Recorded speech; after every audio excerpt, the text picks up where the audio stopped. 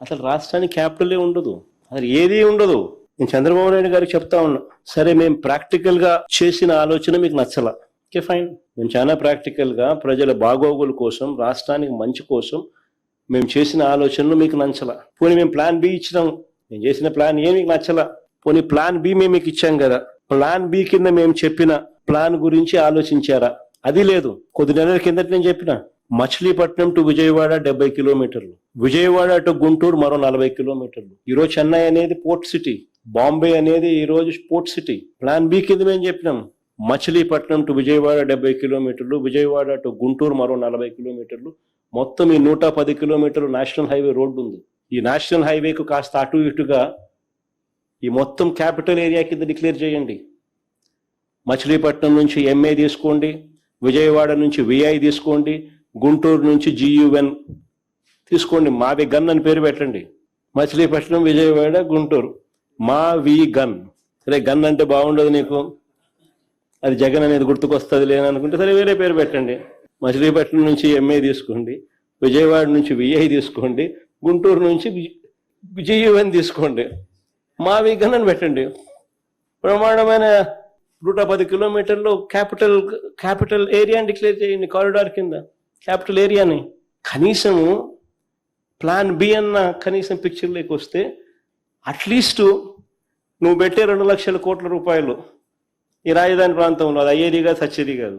ఆ 2 లక్షల కోట్లలో 10% పెడితే చాలు, ఈ మచిలీపట్నంకు, ఈ విజయవాడకు, ఈ గుంటూరు మధ్య కనెక్టివిటీ కోసం, రింగ్ రోడ్లు, ఇతరాతర పనుల కోసం, ఇతర మౌలిక సదుపాయాలు, చిన్న చిన్న మౌలిక సదుపాయాల కోసం 10% పెడితే చాలు. ఈ మావి గన్, ఈ క్యాపిటల్ ప్రాంతం ఫ్యూచర్లో ఎకనామిక్ ఇంజిన్ అవుతుంది. సో ఇక నువ్వు 200 ఎకరాల్లోనే నువ్వు రాజధాని నిర్మించేట్టుగా అయితే ఇంకా మారుమూల ప్రాంతానికి ఎందుకు పోయినావు స్వామి? జనసంచారం లేని ఆ ప్రాంతానికి ఎందుకు పోయినావు స్వామి? హైవే పక్కన ఇక్కడ కట్టిడొచ్చు కదా, విజయవాడ, గుంటూరు, మచిలీపట్నం మధ్యలో ఏడగట్టినా కానీ నీకు బ్రహ్మాండంగా డెవలప్ అయి ఉండేది కదా. జగన్మోహన్ రెడ్డి ఈరోజు ఈ రాష్ట్రం బాగుండాలని ఆలోచించట్లేదండి. ఈ రాష్ట్ర బాగు కోసం పనిచేయట్లేదు ఆయన ప్రతిపక్ష పాత్ర. పక్క రాష్ట్రాల అభివృద్ధి కోసం పాటుపడుతున్నాడు ఆయన. చెప్పాలంటే రాష్ట్రం మీద, రాష్ట్ర ప్రజల విషయం చెబుతున్నాడండి ఈరోజు జగన్మోహన్ రెడ్డి. 5 సంవత్సరాలు ఆయన ముఖ్యమంత్రి ఉన్నప్పుడు ఈ రాష్ట్రానికి అన్యాయం జరిగింది, రాష్ట్ర అభివృద్ధికి అన్యాయం జరిగింది, రాష్ట్ర ప్రజలకు అన్యాయం జరిగింది.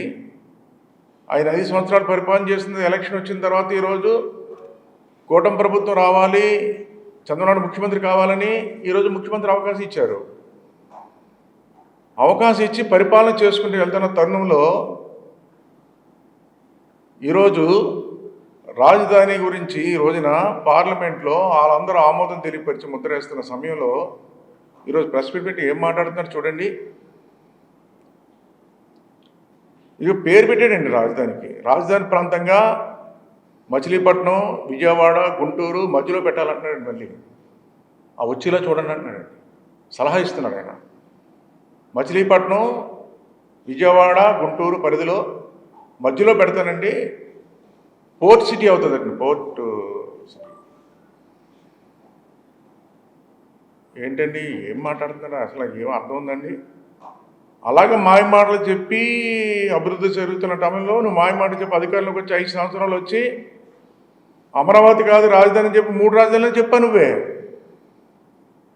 ఆ రోజు 3 రాజధానులు చెప్పి వైజాగ్ ఇటు అటు అని చెప్పి ఇలా చెప్పి, మరి ఆ రోజు ఎందుకు ఆలోచించలేదండి మీరు? 5 సంవత్సరాలు ముఖ్యమంత్రి ఉండగా దానికి పేరు కూడా పెట్టాడు, మావి గన్. మచిలీపట్నం ఏమో ఎంఏ, ఏంటి విజయవాడ విఐ, జిఓఎన్ గన్, మావి గన్. అంటే 3 ప్రాంతాలు పేరు కలిపి పెట్టాడు ఆయన. పాపం ఎవరు పెట్టలేరు పేరు, ఈయనే ఆలోచించాడు. అంటే ఎంత అంటే కామెడీ ఉందండి. మనిషి హేళన చేసుకుంటున్నారు ఈ రోజున రాష్ట్రంలో. నీ ప్రెస్ మీట్ చూసి హేళనగా ఉంది ఈ రోజున.